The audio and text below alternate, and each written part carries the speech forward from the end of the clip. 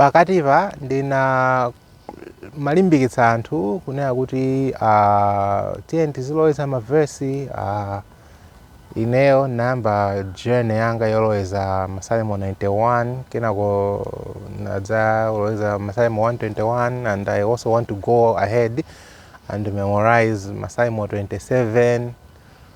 Yeah, so I was in malimbikitsa anthu kuti we need to be kuyamba kuloweza the Bible. I don't know kuti ndi anthu angati amene adachitenga serious ndikukayamba, koma of course I know kuti my mother, God bless her a lot, I know kuti she followed me on the journey, which is very, very beautiful. She memorized Masalimo 91, I think the 10 verses, and then she memorized Masalimo 121 as well.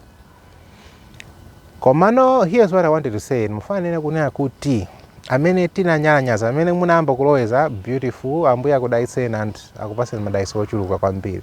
Koma amene tinanyalanyaza, I hope kuti you already read the Bible every day, because some of these things kupanga kunali kuti kufuna kuthandizana, because Bible limafunika lizowerengedwa on a daily basis. Tsiku ndi tsiku, every day timafunika lizowerenga Bible. Koma anthu ambiri zimene zisarani sadziwa, ngati amadziwa sapanga. And it's pena zimandikhudza kuti akhristu ochita kudziwa kuti no, this is what is supposed to be done, koma that's not what we do. So I was proposing that, okay, fine, maybe let's tingoloweza tingoyamba program yomatani yomaloweza Bible, kuti at least kulimbikitsa culture, kuti no culture yoloweza, right? Culture yowerenga Bible, yowerenga mawu a Mulungu. Koma others, I don't think they joined this journey, and it's very sad, because I say this with love, right? Time is running out. Time is running out, and Bible imanena kuti izafika nthawi yoti anthu azakwera maboti, kukwera ndege tikuyerekeza kukafunafuna mawu a Mulungu osapeza. We are playing games ndi Mulungu. We are playing literal games. Koma when Mulungu akangoti watseka chitseko and he has stopped, wasiya kugulitsa mafuta, anthu pamene anthu azadzimuke kututumuka, ayi ndiye koma bwanji titanitse mlaliki uja waku America anabwera nthawi ija ku Malawi, hayi, koma it will be too late. Kuzakhala anthu kuyimba mafoni, kodi abale simungandithandizire moyo wanga wauzimu, mwakuti, koma izakhala is too late. Too late.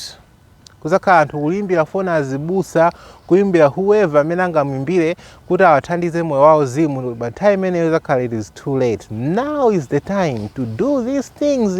Ineyo ndikumanena izizi, ndikumanena mwachikondi.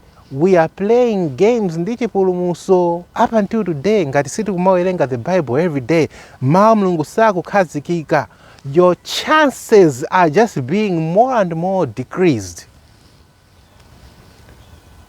of being ready of kubweranso kwachiwiri kwa Yesu Kristu. Because mawu a Mulungu, we understand kuti they are life giving. Amapereka moyo mawu a Mulungu, they are life, they are spirit filled words. Timatero spirit filled words, ndo dzadzidwa ndi mzimu wa Mulungu. Therefore when you put the words of God by faith, of course, ukayika mawu a Mulungu mkati mwathu, timakhala kuti we are putting the life of God mkati mwathu. We are going to be spirit filled people. Now, of course, it's not just the word alone by itself. Of course, we also know that prayer zimaendera limodzi.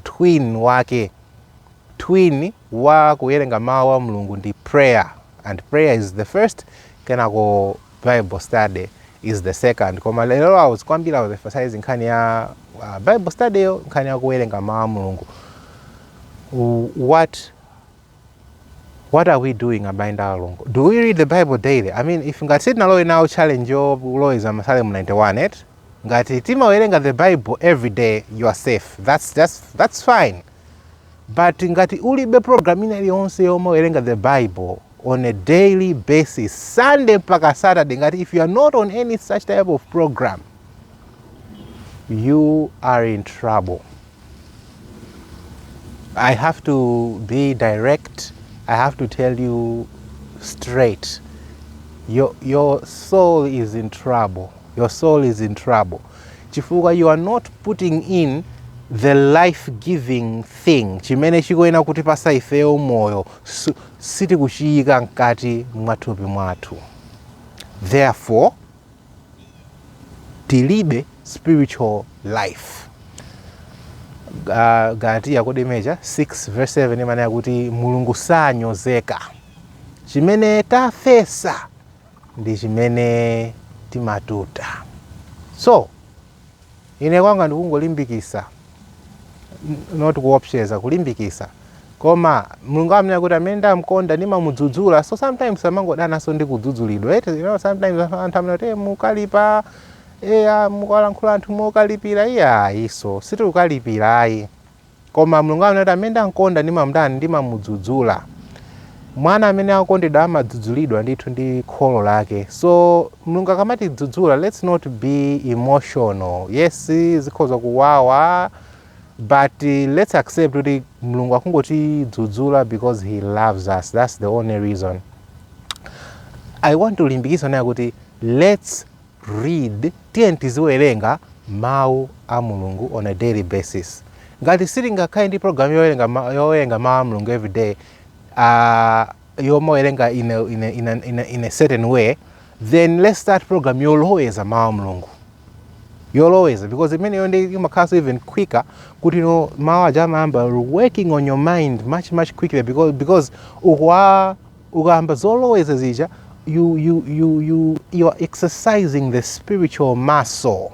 Ndio mambo kukupanga gain that spiritual strength.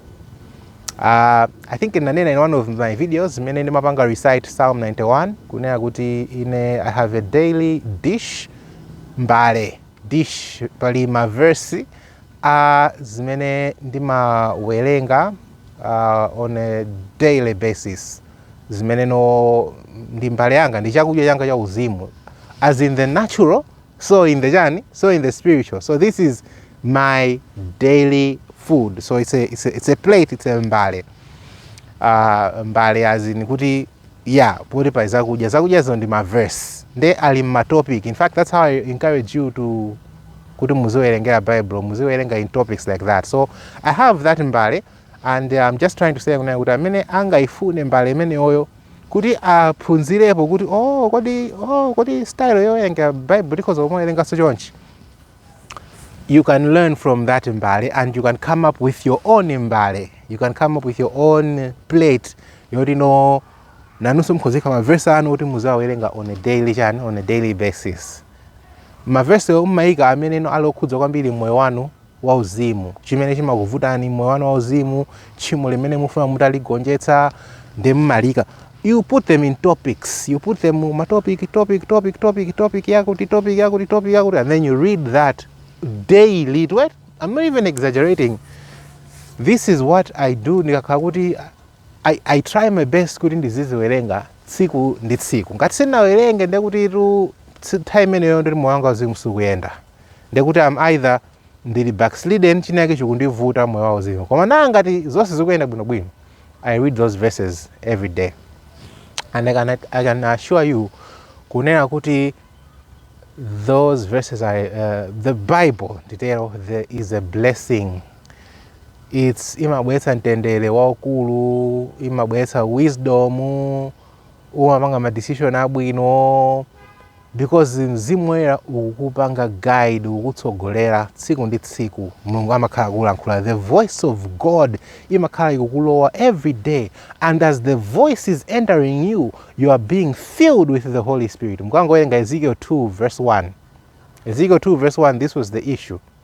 Mulungu ankankhula ndi Ezekiel, and Bible imene kuti pamene Mulungu amankhula ndi Ezekiel, mzimu unamulowa Ezekiel. Nthawi yomwe amankhula nayeyo